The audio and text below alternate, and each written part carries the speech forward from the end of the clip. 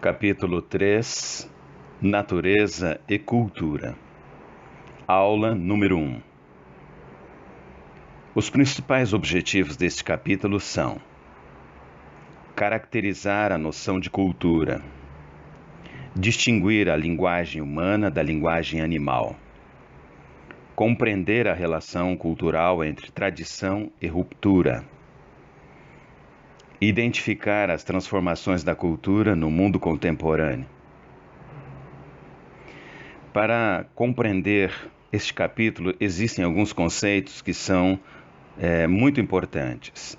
São eles: o conceito de antropologia, linguagem simbólica, natureza, cultura, tradição e sociedade da informação.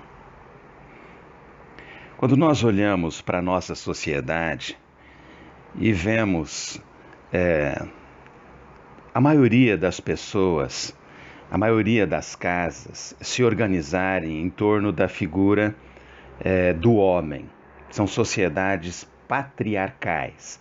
A sociedade em que nós vivemos é uma sociedade patriarcal. Na abertura do capítulo de vocês, as autoras apresentam a experiência dos habitantes das ilhas Trobriand. Esses povos, eles se organizam diferente de nós.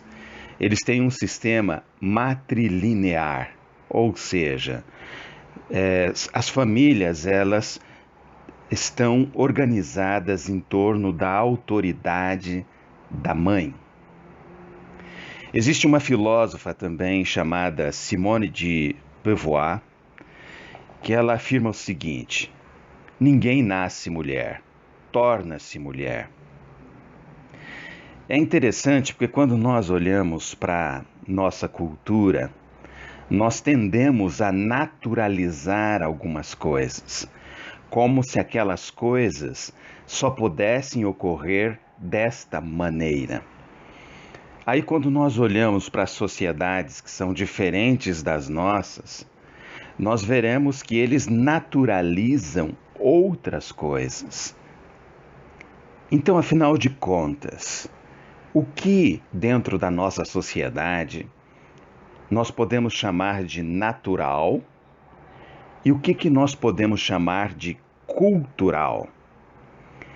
É mais ou menos nesta direção que nós caminharemos no nosso estudo deste capítulo número 3, que vai tratar justamente aqui do que é natureza e do que é cultura.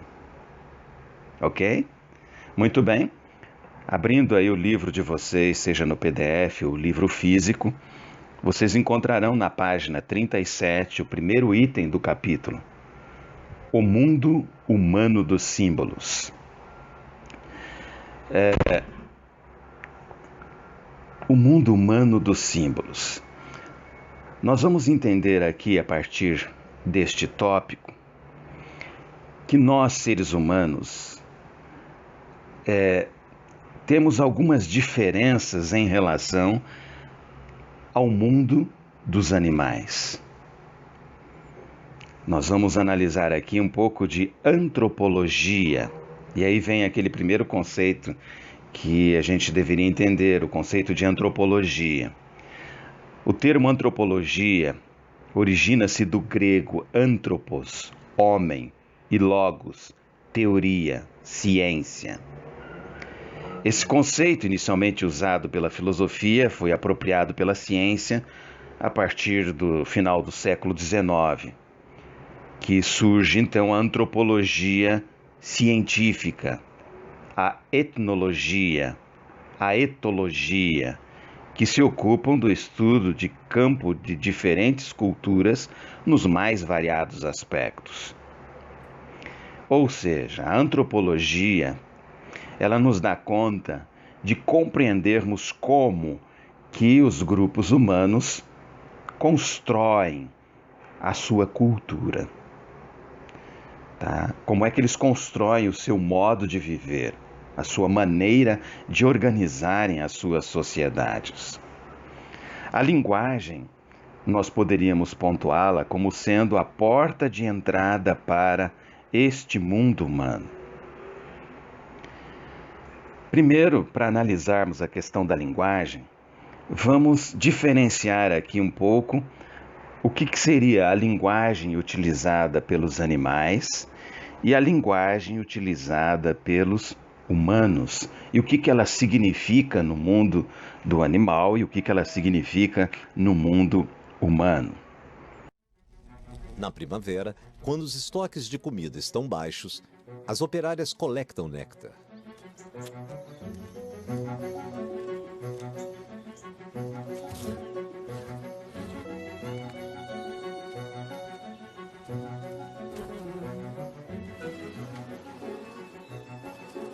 Elas têm um método incrível para dizer às outras onde encontrar as flores mais produtivas. É a dança das abelhas. Esta abelha retornou após encontrar uma nova fonte de néctar e vai contar às outras sobre isso.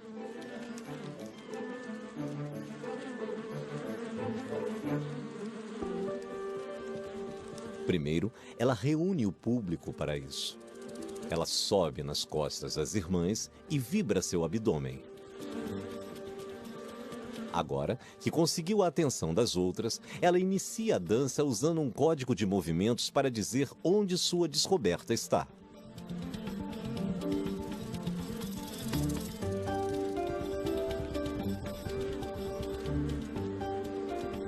A duração da dança indica a distância até a fonte de néctar. Quanto mais longa a dança, mais longe está a flor. E o ângulo em que ela dança na colmeia significa a direção da flor em relação ao sol.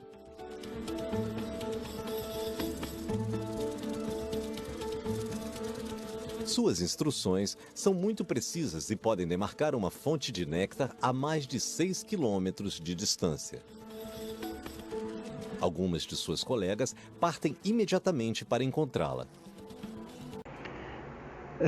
Os animais, eles se comunicam também, mas a comunicação deles, ela ainda está presa num nível bem rudimentar. Eles não conseguem transpor. Nenhum cão, por exemplo, vai conseguir passar informações para os seus descendentes, explicar para eles as coisas. Eles vão aprender a partir da experiência. Mas ele vai sinalizar alegria, ele vai sinalizar raiva, ele vai sinalizar algumas coisas. Mas o mundo humano, a linguagem, ela é fundamental. É através da linguagem que nós nos apropriamos de todo o conjunto cultural construído socialmente, ou seja, por esse grupo social. No livro de vocês traz 2 relatos bem interessantes. O primeiro relato é a respeito de 2 meninas que são encontradas no ano de 1920 na Índia. Essas 2 meninas, elas teriam crescido entre lobos, Amala e Kamala. Foram retiradas da selva, trazidas para o convívio humano, mas não se adaptaram. Elas continuavam a viver como se estivessem ainda entre os lobos na floresta. Mostrando assim algo semelhante à frase que lemos no início de Simone de Beauvoir, que diz que ninguém nasce mulher, torna-se mulher.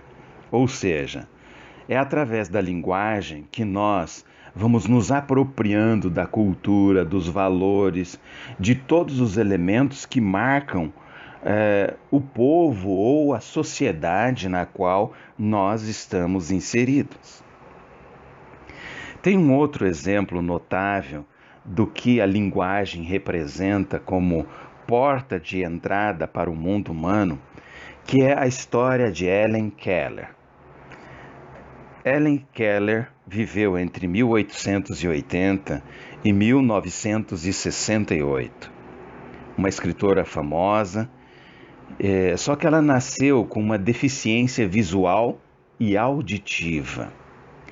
E ela não teve assim, então, na sua primeira infância, condições de aprender a falar. Permaneceu até a idade de 7 anos sem aprender a se comunicar com as pessoas. Foi quando os pais contrataram uma professora chamada Anne Sullivan, que foi a responsável por introduzir Ellen ao mundo humano, o mundo das significações.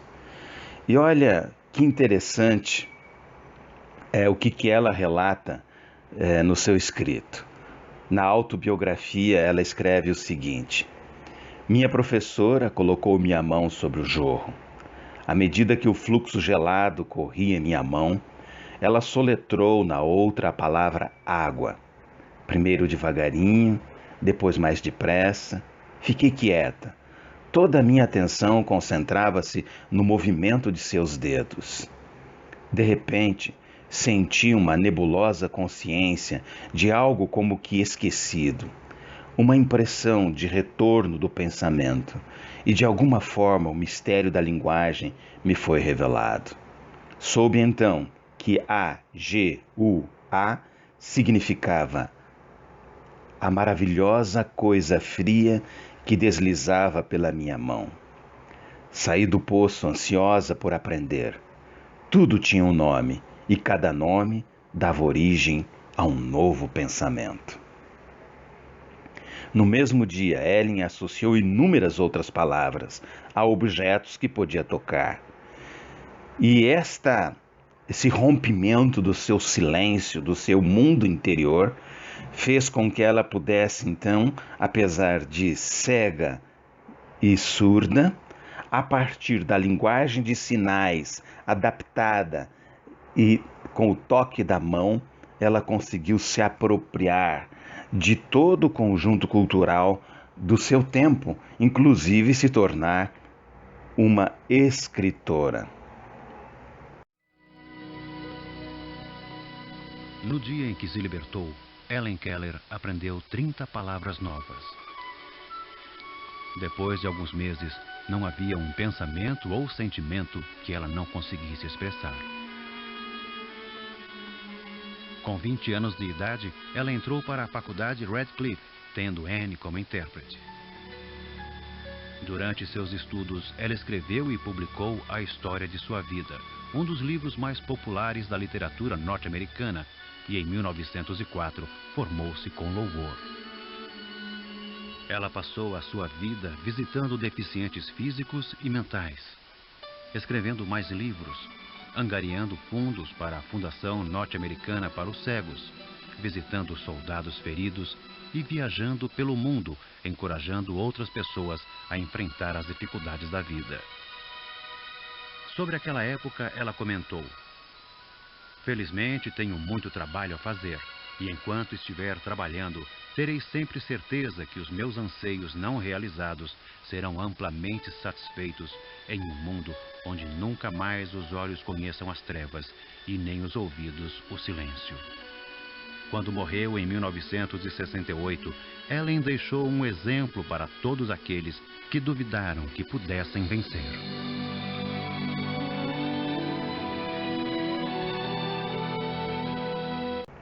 Esse relato, ele nos propõe algumas reflexões. Seria a linguagem um elemento que caracteriza fundamentalmente a cultura humana e distingue o homem do animal? Mas o animal também não tem um certo tipo de linguagem? No livro-texto de vocês fala, por exemplo, das abelhas. As abelhas utilizam uma espécie de dança para indicar às outras as coordenadas ou o endereço onde encontrar os pólenes. É um tipo de comunicação.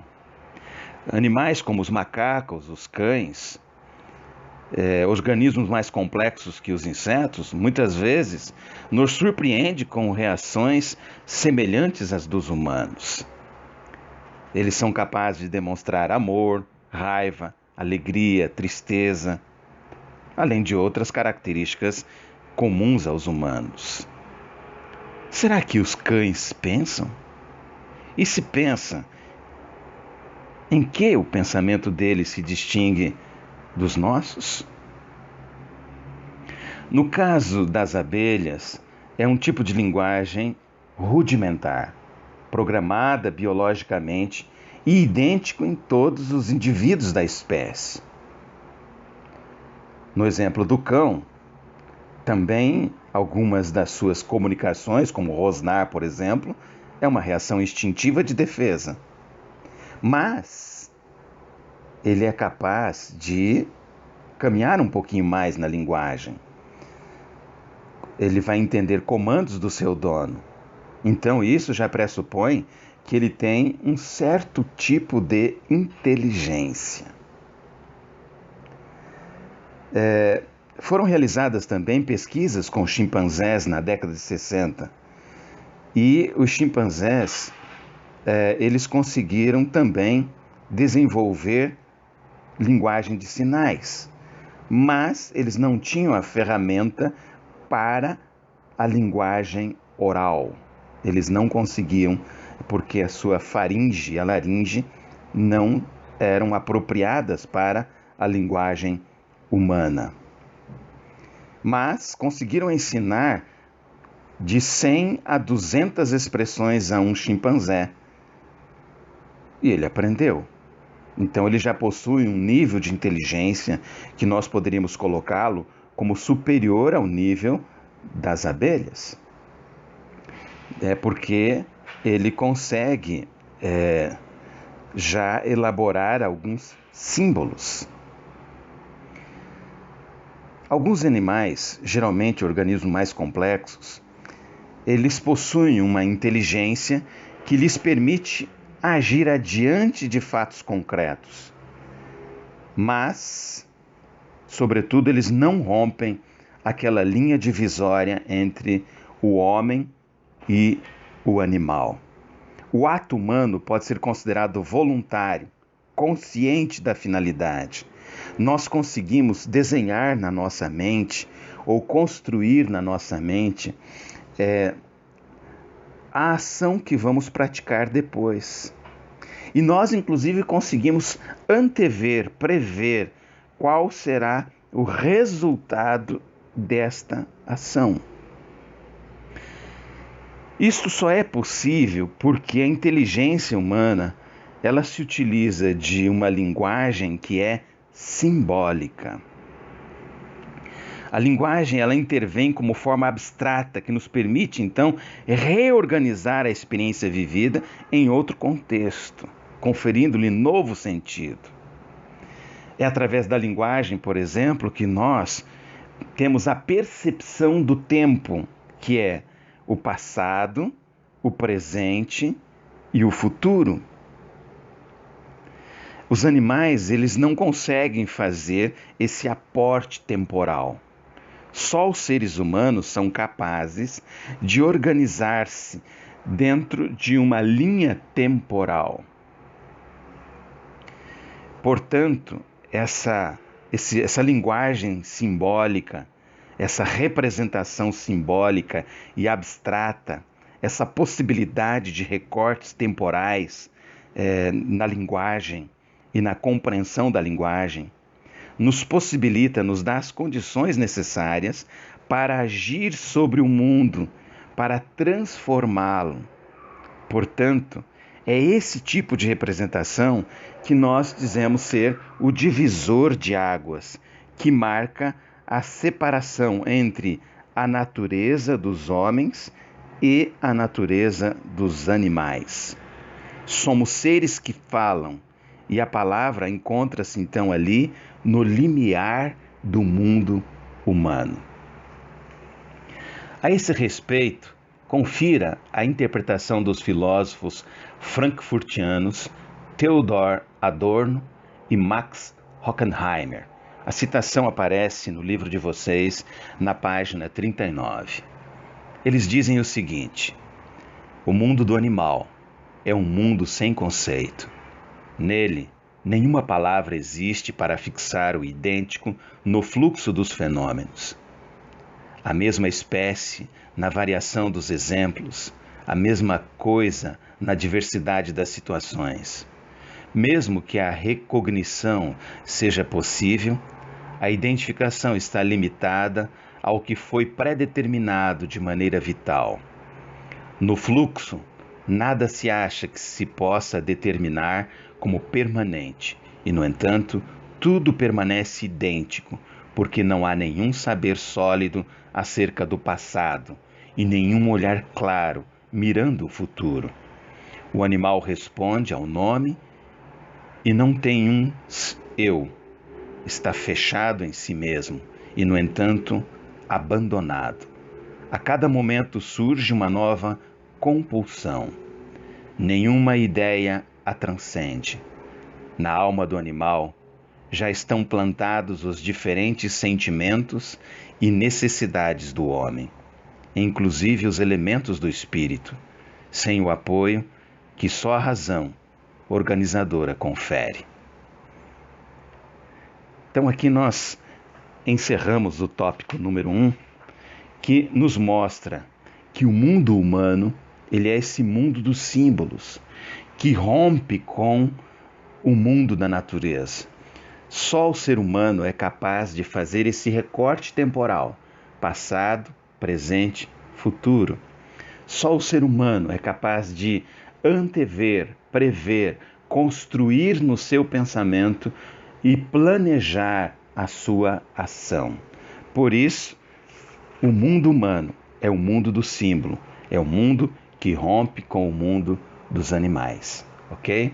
Então, seria essa aí a aula 1 e nós estaremos postando logo em seguida um conjunto de atividades para que vocês realizem, ok? Bom trabalho a vocês, estudem. Nossa aula durou aí 18 minutos. Lembre-se que a nossa aula de filosofia ela dura no mínimo 50 minutos. Então, o restante do tempo desta aula, até dar 50 minutos, vocês utilizarão para fazer as atividades que acompanharão este vídeo.